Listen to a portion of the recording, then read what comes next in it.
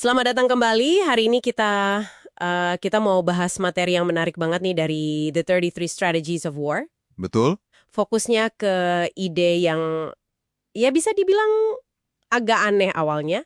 Hmm. Gimana caranya kadang-kadang untuk menang perang besar, kita justru mungkin harus rela kalah di pertempuran kecil. Nah, itu dia. Ini soal lihat gambaran yang lebih luas gitu ya. Persis, itu inti dari apa yang disebut grand strategy atau strategi agung. Beda sama taktik biasa yang, ngejar menang cepat di depan mata. Hmm. Strategi agung ini seni melihat jauh ke depan. Fokusnya ke tujuan akhir, jangka panjang. Dan kadang, yaitu tadi, mencapai tujuan besar itu artinya ngorbanin kemenangan kecil.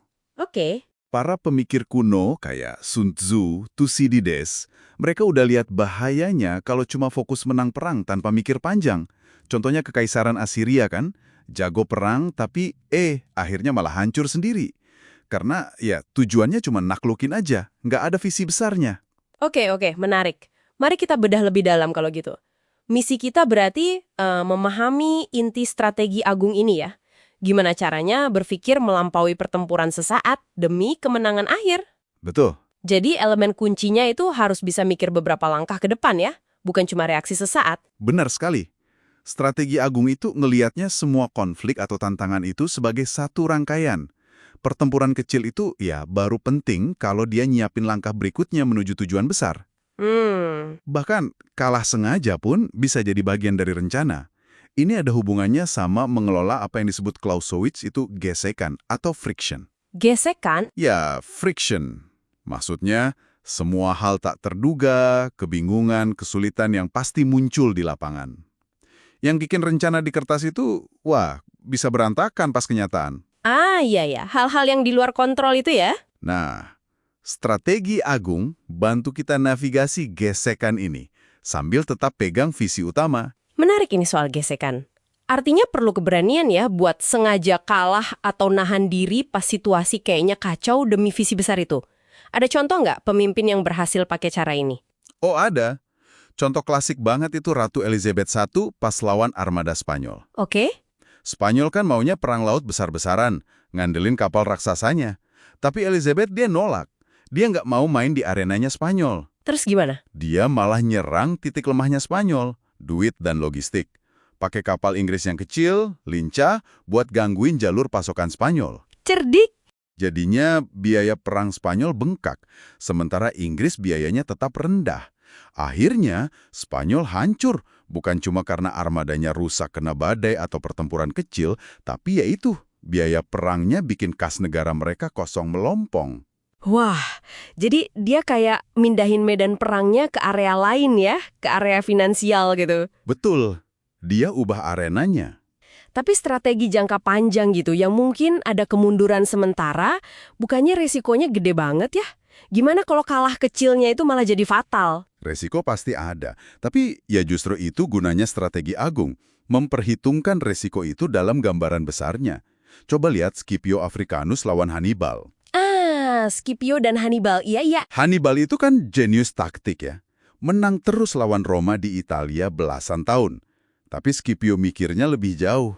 Gimana tuh? Daripada terus-terusan ngeladenin Hannibal di Italia, dia bawa perangnya ke Afrika, ke kandang Hannibal. Fokusnya Scipio itu bukan cuma ngelayin pasukan Hannibal, tapi ngancurin sumber kekuatannya. Sumber kekuatan maksudnya? Lahan pertanian subur di Afrika yang jadi basis logistik dan ekonomi Kartago. Itu yang dihancurin Scipio. Oh, jadi bukan tentaranya langsung? Bukan cuma tentaranya. Akibatnya, Hannibal terpaksa pulang buat ngelindungin rumahnya.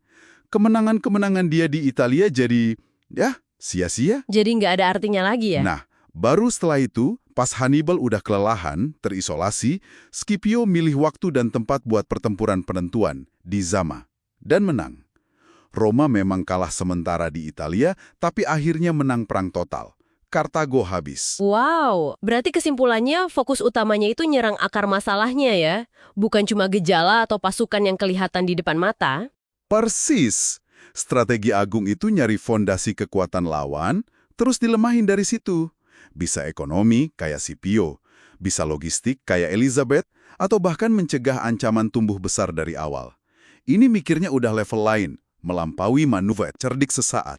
Anda lihat pohon masalahnya, bukan cuma daunnya. Ini jadi kepikiran situasi sehari-hari juga ya. Misalnya, milih antara ngerjain tugas cepet tapi asal-asalan, atau mundur dikit buat hasil lebih bagus demi tujuan jangka panjang. Nah, itu dia. Jadi gimana nih, prinsip strategi Agung ini relevan buat Anda yang lagi dengerin, di luar konteks perang kuno itu? Wah, relevan banget. Dalam kerjaan, bisnis, kehidupan pribadi juga bisa. Kita kan sering kejebak di pertempuran kecil ya. Contohnya, Ya, konflik di kantor, proyek mendesak yang nyita semua energi, atau mungkin debat panas sesaat sama orang. Gara-gara itu, kita bisa lupa sama perang yang lebih besar. Tujuan karir jangka panjang kita, hubungan yang penting, atau ya kesejahteraan diri sendiri. bener juga. Strategi Agung ini ngajak kita buat mundur sejenak. Tanya ke diri sendiri. Menang debat ini sepadan nggak kalau ngerusak hubungan kerja? Nyelesain proyek buru-buru ini beneran dukung tujuan besar saya nggak sih?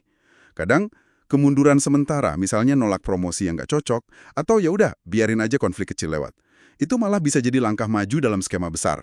Jadi intinya ngelola emosi sesaat dan jaga fokus ke tujuan akhir ya? Tepat. Artinya, kemenangan sejati itu seringnya nggak instan ya. Letaknya di pencapaian tujuan jangka panjang.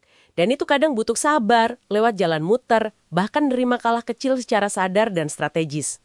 Kuncinya bisa lihat gambaran besar. Betul sekali. Butuh visi, butuh disiplin, dan ya itu, nahan godaan buat puas sesaat. Kemampuan buat lihat melampaui kabut pertempuran di depan mata kita. Oke, nah sebagai penutup nih, coba Anda renungkan ini. Dalam tantangan yang lagi Anda hadapi sekarang, ada nggak pertempuran kecil yang mungkin perlu Anda kalahkan secara strategis demi menangin perang yang lebih besar dalam hidup atau pekerjaan Anda? Gimana caranya mulai terapin pola pikir strategi Agung ini di keputusan sehari-hari? Sampai jumpa di pembahasan mendalam kita berikutnya.